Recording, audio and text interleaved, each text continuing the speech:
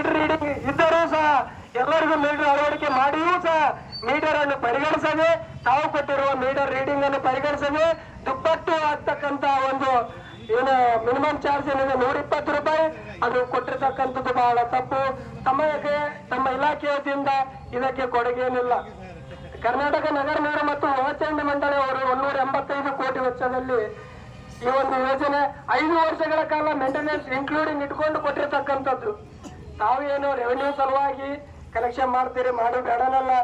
ಇದಕ್ಕೆ ಈಗ 21 ತಿಂಗಳ ಬಿಲ್ಲಿಂದ ತಮಗೇನು ಆಗ್ಬೇಕಾಗಿಲ್ಲ. ಆ ಒಂದು 21 ತಿಂಗಳ ಬಿಲ್ಲನ್ನು ಇಲ್ಲಿ ಕೈ ಬಿಡ್ರಿ. ಇಲ್ಲಿಂದ ಜನವರಿಯಿಂದ ಏನು ಕೊಡ್ತೀರಲ್ಲ, ಅವಾಗಿಂದ ಯಥಾಸ್ಥಿತಿ ಮೀಟರ್ ರೀಡಿಂಗ್ ಏನಿರುತ್ತೆ ಆ ಪ್ರಕಾರವಾಗಿ ತಾವು ಬಿಲ್ ಕೊಡಬೇಕು.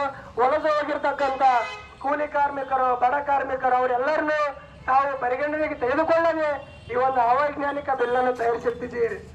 ಇದು ಬಹಳ ತಪ್ಪು. ಎಲ್ಲ 31 ವಾರ್ಡಿನ ಜನ ಒಂದು ಆಶಾ ಮನೋಭಾವನೆಯಿಂದ ಜನರ ಒಂದು ರಕ್ಷಣೆ ಮಾಡ್ತಾರೆ.